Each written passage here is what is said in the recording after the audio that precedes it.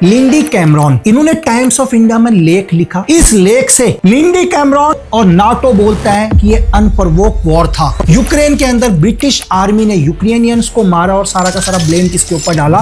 Russian के ऊपर blame डाला। क्रीमिया के ऊपर हिंसाएं बढ़ने लग गई। कई बच्चों को तो जिंदा जलाया गया, प्रेग्नेंट वुमेन्स को भी मार दिया गया। लेकिन ये नरसंहार कराया MI6 ने। MI6 को पता है कि किसी भी कीमत पर रशिया को कैसे बर्बाद करना है। फिर भी इस आर्टिकल के ऊपर लिखा हुआ था अनप्रवोक्ड वॉर। तो व्लादिमीर पुतिन को किसी भी कीमत पर रशिया की मदद करना, उसने यूक्रेन के खिलाफ एक वॉर किया।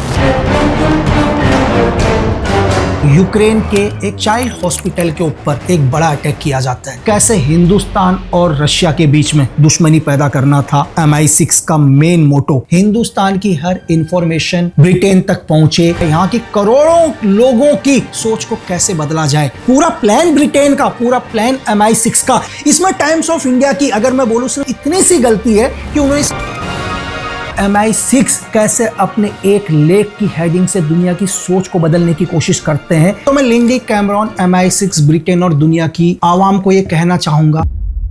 4 दिसंबर 2025 को रूस के राष्ट्रपति व्लादिमीर पुतिन भारत की यात्रा पर थे। पुतिन के इस दौर को देखकर पूरी दुनिया की नजरें सिर्फ भारत पर टिकी हुई थी, और वो खास ब्रिटेन और अमेरिका। पुतिन के दौरे से ठीक 3 दिन पहले भारत के सबसे बड़े न्यूज़पेपर में से टाइम्स ऑफ इंडिया के न्यूज़पेपर पर एक हेडिंग छापी जाती है, एक लेख छापा जाता है, और वो लेख छापते हैं ब्रिटेन की राजदूत लिंडी कैमरॉन। ये लेख क्यों छापा गया, इसके पीछे क्या वजह थी? इस लेख से कैसे हिंदुस्तान और रशिया के बीच में दुश्मनी पैदा करना था MI6 का मेन मोटो, जिसके पीछे CIA। और ऐसा नहीं है कि सिर्फ आज ही ब्रिटेन हिंदुस्तान और रशिया के बीच में दुश्मनी पैदा कराना चाहता था। ब्रिटेन ने बहुत बारी हिंदुस्तान में प्रोपेगेंडा करना चाहा। इससे पहले कई बार भारत और रशिया को आपस के अंदर दुश्मन बनाना चाहा। इसके चंद उदाहरण मैं आपको बता सकता हूं। 8 जुलाई 2024 को जब भारत के प्रधानमंत्री नरेंद्र मोदी रशिया के दौरे पर थे, तो रशिया पहुंचने से 4 घंटे पहले यूक्रेन के एक चाइल्ड हॉस्पिटल के ऊपर एक बड़ा अटैक किया जाता है, और इस अटैक में 15 से ज्यादा बच्चे मारे जाते हैं, कई घायल हो जाते हैं, और दुनिया को यह मैसेज दिया जाता है कि रशिया ने यह अटैक कराया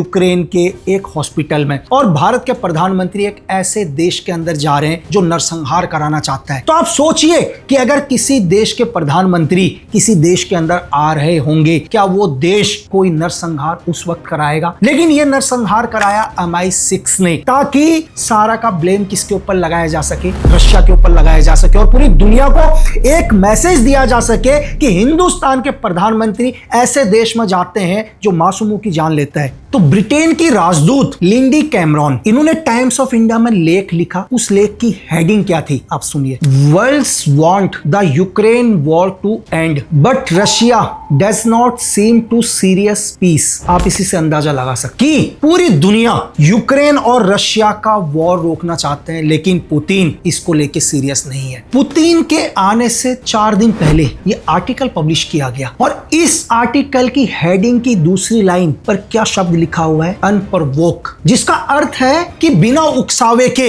इस पूरे आर्टिकल में यह लिखा है लिंडी कैमरॉन ने कि यूक्रेन पर जो भी नरसंहार हो रहा है, जो हजारों लोग मारे जा रहे हैं, वो रशिया ने बिना उकसावे के किया। यूक्रेन ने ऐसा कुछ भी नहीं किया कि रशिया को उसके बदले वॉर करना चाहिए था। अनप्रवोक मतलब बिना वजह की, बिना उकसावे के यह पूरा नरसंहार किया जा रहा है। अब लिंडी कैमरॉन ने यह लेख लिखा, इसके पीछे वजह, लिंडी कैमरॉन ने अपने साथ 2 लोगों को मोहरा बनाया, फ्रांस की राजदूत और जर्मनी की राजदूत। अगर आप इस लेख को ध्यान से पढ़ेंगे तो लिंडी कैमरॉन ने अपना नाम तीसरे नंबर पर लिखा है, जबकि लेख लिखने वाली मेन कौन थी? Lindy Cameron. और दुनिया के सबसे बड़े न्यूज़पेपरों में से एक BBC, जो ब्रिटेन का है, एक MI6 का एक विंग है। अगर ये लेख चाहते तो वो BBC में भी लिख सकते थे, लेकिन उन्होंने हिंदुस्तान को मोहरा बनाया। क्यों? ताकि डायरेक्ट नाम ब्रिटेन के ऊपर ना आ सके। और इस लेख को लिखने के बाद कैसे हमारे देश के एक न्यूज़पेपर का इस्तेमाल किया जाता है, उनका सिर्फ यूज होता है इस लेख में। और मैं आपको ये बताऊं कि जब ये लेख हिंदुस्तान में पब्लिश किया गया, इसका इस्तेमाल इंडिया के अंदर तो करोड़ों लोगों को गुमराह करने के लिए किया ही गया। इसके अलावा पूरे यूरोप में बच्चे बच्चे के मोबाइल पर, डिजिटल प्लेटफॉर्म पर, हर न्यूज़पेपर पर BBC की एक ही हेडिंग थी कि हिंदुस्तान का लेख पढ़ो कि हिंदुस्तान ने क्या लिखा लिखा है। वो ये नहीं बोल रहा है कि ये लेख हमारी ही राजदूत लिंडी कैमरॉन ने लिखा है। दुनिया को यह गुमराह किया जा रहा है कि पुतिन हिंदुस्तान का दौरा कर रहे हैं और हिंदुस्तान ऐसा लेख लिख रहा है पुतिन के लिए। तो एक लेख से वो हिंदुस्तान और रशिया को दुश्मन बनाना चाहता था। इसके साथ साथ पूरी दुनिया के अंदर ये प्रोपेगेंडा चलाना चाहता है कि हिंदुस्तान खुद कह रहा है कि पुतिन दुनिया में नरसंहार कर रहे हैं। दुनिया की एक एजेंसी MI6 कैसे अपने एक लेख की हेडिंग से दुनिया की सोच को बदलने की कोशिश करते हैं, इससे बड़ा उदाहरण नहीं हो सकता। लेकिन लिंडी कैमरॉन है कौन? I'm Lindy Cameron, CEO of the National Cybersecurity Centre. जो भारत के अंदर एक राजदूत है ब्रिटेन की। थोड़ी सी हिस्ट्री, यार आयरलैंड में पैदा हुई, ऑक्सफोर्ड यूनिवर्सिटी से उन्होंने पढ़ाई करी, यहाँ तक तो ठीक है। दूसरी चीज, इनके जो पति हैं वो रॉयल एयर फोर्स के अंदर एयर चीफ रह चुके हैं, जिनका नाम है सीन रेनॉल्ड। यानी कि रॉयल एयर फोर्स में इनके पति अगर एक इतने बड़े अधिकारी के रूप में हैं, तो इसका क्या मतलब, क्या MI6 के साथ या MI5 के साथ उनके कॉन्टेक्ट नहीं होंगे? आगे लिंडी कैमरॉन खुद ब्रिटेन की साइबर सिक्योरिटी की CEO रह चुकी हैं, जो डायरेक्ट MI6 के साथ और MI5 के साथ ऑपरेशंस करते हैं। MI5 और MI6 दोनों के साथ इंफॉर्मेशंस को शेयर करते हैं और उन्हीं लिंडी कैमरॉन को आज भारत के अंदर ब्रिटेन का एक राजदूत बनाया गया है, ताकि हिंदुस्तान की हर इंफॉर्मेशन ब्रिटेन तक पहुंचे। हिंदुस्तान के अंदर कैसे प्रोपेगेंडा किया जाए, यहाँ की करोड़ों लोगों की सोच को कैसे बदला जाए, आपके सामने एक न्यूज़पेपर का आर्टिकल के तौर पर मैं आपको बता रहा हूं। ऐसे बहुत से प्रोपेगेंडा जो ब्रिटेन ने चलाए और हमारे एक हिंदुस्तानी ने FCDO से एक सवाल पूछा है। उन्होंने ये बोला कि आपको प्रॉब्लम है, आप कहते हो कि पुतिन दुनिया में नरसंहार कर रहे हैं, तो आप अपने आर्टिकल में लिखो, आपके पास अपने न्यूज़पेपर हैं, उनमें ये खबर छापो, आप क्यों हिंदुस्तान का इस्तेमाल कर रहे हैं। उन्होंने इस लेटर में पूछा है और FCDO से सवाल पूछा है सबसे बड़ा, कि आप इस शब्द अनप्रवोक को समझाओ कि ये वॉर कैसे अनप्रवोक है, कैसे बिना उकसावे के रशिया वॉर कर रहा है। हम इस अनप्रवोक शब्द पर आएंगे, उससे पहले कुछ एक बातें। अगर आप इस लेख को ध्यान से देखेंगे तो मैंने आपको बोला कि इस आर्टिकल में जर्मनी की राजदूत, फ्रांस की राजदूत और लास्ट में किसका नाम लिखा है, ब्रिटेन की राजदूत लिंडी कैमरॉन का। आप सोच रहे हैं पूरा आर्टिकल लिंडी कैमरॉन ने लिखा, लेकिन अपना नाम सबसे आखिरी में डाला है। क्यों? ताकि ब्रिटेन पूरी दुनिया की नजरों में अपने आप को साफ सुथरा दिखा सके। पूरा प्लान ब्रिटेन का, पूरा प्लान MI6 का, लेकिन अपने एक ऑथर कहें, एक रिपोर्टर कहें, क्योंकि उन्होंने एक आर्टिकल पब्लिश किया है और अपना नाम सबसे आखिरी में। इसमें टाइम्स ऑफ इंडिया की अगर मैं बोलूं सिर्फ उनकी एक इतनी सी गलती है कि उन्होंने इस आर्टिकल को पब्लिश किया।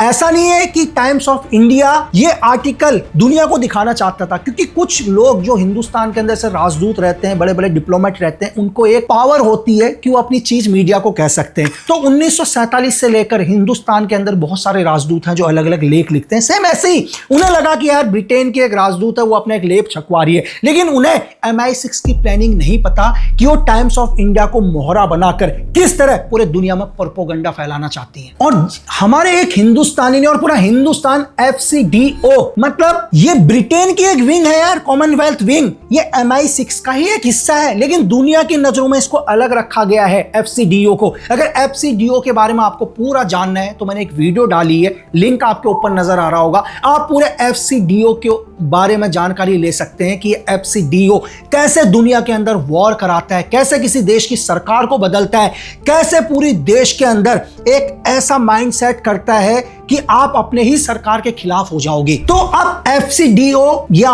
ब्रिटेन या MI6, इस अनप्रवोक शब्द का अर्थ मुझे बताएं कि आपने ये अनप्रवोक शब्द क्यों लिखा। आप कहते हो कि ये वॉर बिना उकसावे के है, तो मैं थोड़ा सा पीछे जाना चाहूंगा। 2010 के अंदर जब यूक्रेन के अंदर वहां के प्रेसिडेंट थे विक्टर यानुकोविच, इनका झुकाव थोड़ा सा रशिया की तरफ था। ये रशिया की तरफ क्यों था? जब USSR टूटा, तो जब यूक्रेन अलग हुआ तो उसमें बहुत सारे रशियन यूक्रेन के अंदर भी रहे। जैसे आपने हमेशा देखा होगा, जब भी किसी देश का विभाजन होता है तो कुछ लोग क्या होते हैं, भाषा एक ही होती है, लोग एक ही होते हैं, कुछ लोग दूसरे देश के अंदर चले जाते हैं। इसका आप उदाहरण ले सकते हैं, जैसे पाकिस्तान और बांग्लादेश का विभाजन हुआ तो ऐसा नहीं है कि सारे के सारे लोग पाकिस्तान में ही रह गए या सारे के सारे लोग बांग्लादेश में ही रह गए। पहले दोनों एक ही देशों के लोग थे, तो आधे लोग पाकिस्तान में चले गए और कुछ एक लोग कहां चले गए, बांग्लादेश में। तो उसी तरह जब USSR टूटा तो रशिया के ही लोग जो रशियन बोलते थे, जिनके पूर्वज रशियन थे, वो क्या हो गए, यूक्रेन के अंदर चले गए। तो इसका यह मतलब नहीं कि वो अपनी भाषा भूल गए, अपने धर्म को भूल गए। तो ऐसे बहुत सारे लोगों का झुकाव क्या था, वो रशिया की तरफ था। लेकिन मैंने आपको बोला कि 1 जून 1945 से चर्चिल का चलाया हुआ ऑपरेशन एंथिकेबल आज भी चल रहा है। तो उनका एक ही काम था कि किसी भी कीमत पर रशिया को बर्बाद करना, रशिया को तोड़ना, क्योंकि उन्हें नहीं पता था कि जब हम यूएसएसआर को तोड़ देंगे तो रशिया आज भी इतना पावरफुल निकलेगा। तो उन्होंने प्रॉक्सी के तौर पर यूक्रेन का कैसे इस्तेमाल किया अभी आपको समझ में आएगा, और क्यों ये पूरा का पूरा वॉर अनप्रवोक नहीं है। तो 2010 में जो वहां के प्रेसिडेंट मैंने आपको बताया, उन्होंने एक एग्रीमेंट पर साइन करने से मना कर दिया। ये एग्रीमेंट था यूरोप यूनियन की तरफ से कि वो उनके साथ व्यापार करे, उनका झुकाव यूरोप की तरफ होना चाहिए। जब विक्टर यानुकोविच ने इस साइन डील पर साइन करने से मना कर दिया, तो धीरे धीरे यूक्रेन के अंदर एक प्रोपेगेंडा चलाना शुरू कर दिया। यूक्रेन के अंदर जगह जगह पर हिंसा होने लग गए, लोग अपने ही प्रेसिडेंट के खिलाफ खड़ा होना शुरू हुआ। ये किसका काम था? ये सारा का सारा काम था MI6 का, ताकि वहां के आम लोगों को रशिया के अगेंस्ट खड़ा कर देना। और इतना प्रेशर पड़ा, इतना हिंसा होने लगी कि 2013 में वहां के प्रेसिडेंट को अपना इस्तीफा देना पड़ा और उन्हें यूक्रेन से जाना पड़ा। और पूरी दुनिया के अंदर या यूक्रेन वासियों के अंदर या पूरे यूरोप के अंदर क्या खबर चलाई गई कि वहां के प्रेसिडेंट भाग गए। लेकिन MI6 ने दुनिया को यह नहीं बोला कि उनको यूक्रेन से निकालने के पीछे मेन वजह क्या थी, क्या उन्होंने प्रोपेगेंडा चलाए, कैसे यूक्रेन के अंदर जगह जगह पर हिंसा कराई गई। यूक्रेन के अंदर ब्रिटिश आर्मी ने यूक्रेनियंस को मारा और सारा का सारा ब्लेम किसके ऊपर डाला? रशियन के ऊपर ब्लेम डाला कि धीरे धीरे लोगों को रशिया से नफरत होना शुरू हो। और 2014 के अंदर 100 से ज्यादा हत्याएं हुई है यूक्रेन में अकेले।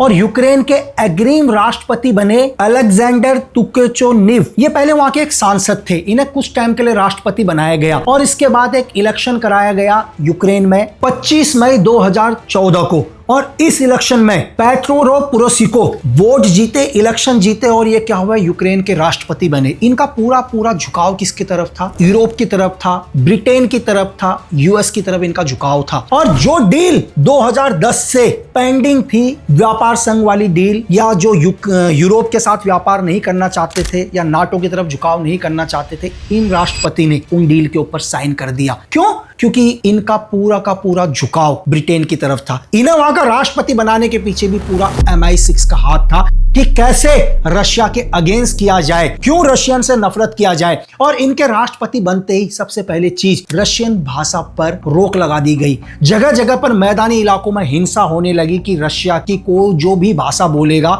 उसे या तो खत्म कर दिया जाएगा या उसे बर्बाद कर दिया जाएगा। फिर भी आप कहते हो कि ये वॉर अनप्रवोक थी। इनके प्रेसिडेंट बनते ही 2014 से 2016 तक लगातार क्रीमिया के ऊपर हिंसाएं बढ़ने लग गई, लोगों को मारने लग गया, बच्चों के साथ अत्याचार हो रहा है, कई बच्चों को तो जिंदा जलाया गया, प्रेग्नेंट वुमेन्स को भी मार दिया गया, जो भी रशियन बोलते थे या जो भी व्यापार जिनका बड़ा था उनको खत्म कर दिया गया। ये सारा का सारा कौन? ब्रिटेन की MI6, ब्रिटिश आर्मी, जिन्होंने यूक्रेन की सीक्रेट सर्विस के साथ मिलकर पूरे क्रीमिया के ऊपर क्या क्या अत्याचार करना शुरू कर दिया। और क्रीमिया के अंदर एक वोटिंग हुई जिसमें 97% लोगों ने रशिया के साथ जाने के लिए वोट दिए। तो पुतिन ने 18 मार्च 2014 को क्रीमिया को रशिया का एक अंग मान लिया और उसको रशिया के साथ मिला लिया। सिर्फ पुतिन ने यह जबरदस्ती नहीं किया, मैंने आपको बताया कि 97% लोगों ने वोटिंग दी कि उन्हें रशिया के साथ जाना है, उन्हें यूक्रेन और यूरोपियन कंट्री के साथ नहीं रहना। लेकिन MI6, CIA, दुनिया की बड़ी बड़ी एजेंसियों का सिर्फ एक ही काम था कि किसी भी कीमत पर रशिया को और भड़काना, रशिया को इस वॉर में लेकर आना। क्योंकि पूरी दुनिया की नजरों में तो क्या है, अमेरिका एक बहुत पावरफुल देश है, अमेरिका एक बहुत अमीर है। मैं आपको बताऊं कि अमेरिका की 38.9 यानी कि 38.9 ट्रिलियन का कर्जा है अमेरिका के ऊपर। जिस ब्रिटेन को भी आप बहुत अमीर समझते हो, 6 ट्रिलियन का कर्जा है ब्रिटेन के ऊपर भी। अगर मैं बात करूं रशिया के ऊपर सिर्फ 379 बिलियन का कर्जा है। यहां तक कि 1 ट्रिलियन का कर्जा भी रशिया के ऊपर नहीं है। रशिया एक पावरफुल देश है, लेकिन यूरोप को पता है, MI6 को पता है कि किसी भी कीमत पर रशिया को कैसे बर्बाद करना है, रशिया को कैसे वॉर पर लिया जाए। फिर भी इस आर्टिकल के ऊपर लिखा हुआ था अनप्रवोक्ड वॉर, ये अनप्रोवोक्ड वॉर था और धीरे धीरे 2014 से 2020 तक कम से कम 20,000 लोगों की हत्याएं कर दी गई और ये ज्यादातर रशियंस थे। फिर भी लिंडी कैमरॉन और यूरोप और नाटो बोलता है कि ये अनप्रोवोक्ड वॉर था। और इसी बीच में यूक्रेन और रशिया के बीच में एक मिनी समझौता चल रहा था क्योंकि डॉनबास के अंदर भी हिंसाएं उभर रही थी। तो ये समझौता था कि डॉनबास को एक इंडिपेंडेंट स्टेट का दर्जा दे दिया जाए ताकि वहां पर हिंसा बंद हो सकता है कि रशिया इस समझौते के लिए तैयार हो जाता, लेकिन MI6 कभी नहीं चाहता था ये समझौता हो क्योंकि उसे तो रशिया को वॉर पर लेकर आना था, यूक्रेन को मोहरा बनाकर। और यहां पर सिर्फ यूक्रेन ही मोहरा नहीं बना, MI6 ने दुनिया के पावरफुल देशों में से एक अमेरिका को भी इस वॉर का हिस्सा बनाया। आज पूरी दुनिया में अमेरिका क्या है? रशिया का सबसे बड़ा दुश्मन है। आप सोचो कि क्यों अमेरिका रशिया का सबसे बड़ा दुश्मन है? कौन है इसके पीछे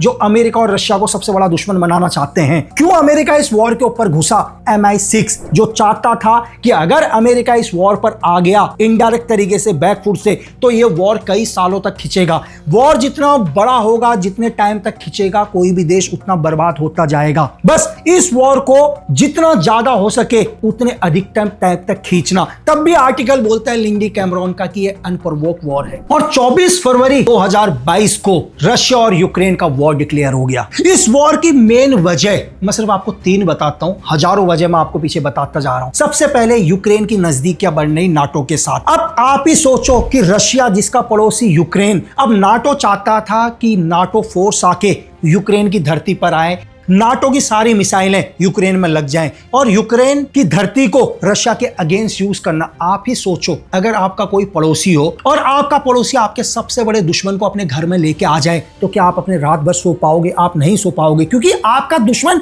आपके पड़ोसी के घर पर है। सेम इसी हिसाब से, इसी को मद्देनजर रखते हुए रशिया को पता था कि अगर आज नाटो यूक्रेन की धरती पर आ गया तो कल रशिया तक भी आएगा। तो व्लादिमीर पुतिन को किसी भी कीमत पर अपने लोगों की, रशिया की मदद करना और रशियन के हित के लिए 24 फरवरी 2022 को उसने यूक्रेन के खिलाफ एक वॉर किया। और दुनिया देख रही है कि व्लादिमीर पुतिन ने यूक्रेन के खिलाफ वॉर किया। मैं आपको बोलता हूं नहीं, पुतिन अकेले 32 देशों से, क्योंकि नाटो के 32 सदस्य 32 देशों से वॉर लड़ रहे हैं। इस वॉर की एक और वजह, यूरोपियन संघ के साथ यूक्रेन ने क्या कर दिया? एक समझौता कर लिया था, एक साइन कर लिया था। और MI6 ने पूरे यूक्रेन के अंदर एक प्रोपेगेंडा चलाना शुरू करा, भड़काना शुरू किया कि तुम अपना क्रीमिया को वापस लो रशिया से। अब यूक्रेन को लगा कि यार मेरे साथ तो नाटो है, मेरे साथ तो ब्रिटेन है, मेरे साथ तो अमेरिका है, मेरे साथ तो दुनिया के 32 देश हैं, तो मैं क्रीमिया को वापस ले लूंगा। और यूक्रेन ने क्या कर दिया? MI6 के भड़कावे में आके, वहां की सीक्रेट सर्विस के भड़कावे में आकर रशिया के खिलाफ वॉर कर दिया। और आप पिछले देख रहे हैं कि पिछले 3 सालों से लगातार वॉर चल रहा है। और इसी आर्टिकल की एक और लाइन खत्म करते बताऊंगा। अनप्रोवोक्ड के साथ लिंडी कैमरॉन बोलती है कि रशिया फुल स्केल के साथ इस वॉर में आया। तो मैं लिंडी कैमरॉन, MI6, ब्रिटेन और दुनिया की आवाम को यह कहना चाहूंगा कि रशिया की इस टाइम रिजर्व फोर्स को अगर हम मिला लें तो लगभग 48 लाख फोर्स रशिया के पास है। और इस वॉर में अभी तक सिर्फ 3 से 4 लाख सोल्जर ये वॉर लड़ रहे हैं। तो आप कैसे कह सकते हैं कि ये वॉर एक फुल स्केल वॉर है? रशिया के पास अपनी एक बहुत बड़ी एयरफोर्स है, एक दुनिया की बहुत बड़ी नेवल है। अभी तक इस वॉर पर डायरेक्ट एयरफोर्स ने हमला नहीं किया। फिर आप कैसे कह सकती हैं कि ये वॉर एक फुल स्केल वॉर है? तो दुनिया को गुमराह करना बंद करो। अब आप कह रहे होंगे कि मैं एक हिंदुस्तानी, लेकिन मैं इस वॉर की बात क्यों कर रहा हूं? मैं रशिया यूक्रेन की बात क्यों कर रहा हूं? मैं सिर्फ बात इसलिए कर रहा हूं क्योंकि हम 1947 को 15 अगस्त 1947 को आजाद हो चुके हैं। आज हम ब्रिटिश टेरिटरी का हिस्सा नहीं है। आज हम अपने एक इंडिपेंडेंट देश हैं। भारत दुनिया का सबसे बड़ा लोकतंत्र है। तो ब्रिटेन को यह अधिकार नहीं है कि हमारी धरती का इस्तेमाल करके, हमारे न्यूज़पेपर का इस्तेमाल करके हमारे और रशिया के बीच में दुश्मनी पैदा करे, हिंदुस्तान को पूरी दुनिया में गलत साबित करने की कोशिश करे। अगर ब्रिटेन हमारा इस्तेमाल करके पूरी दुनिया में हिंदुस्तान को और रशिया को दुश्मन बनाने की सोचता है, तो मेरा धर्म और मेरा फर्ज बनता है कि आप तक ब्रिटेन MI6 की सही जानकारी देना। क्यों? क्योंकि देश प्रेम से बड़ा कोई धर्म नहीं।